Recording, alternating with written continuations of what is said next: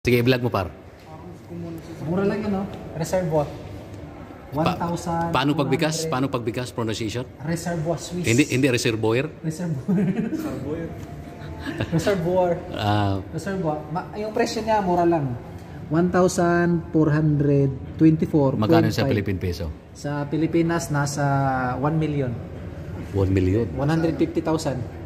Times 149. Nasa 200,000. So, 100 plus. 200,000. Magkano?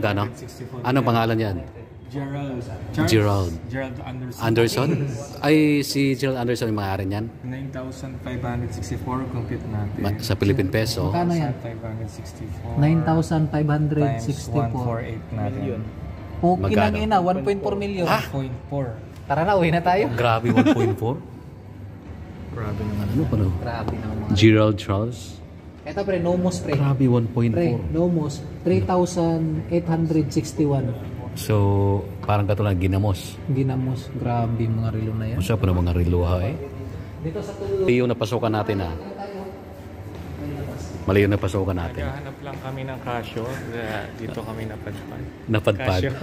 Million talaga yun, 1.4? Gerald Anderson. Gerald Charles. Ay, di pita. Mali yung mall na napuntahan natin.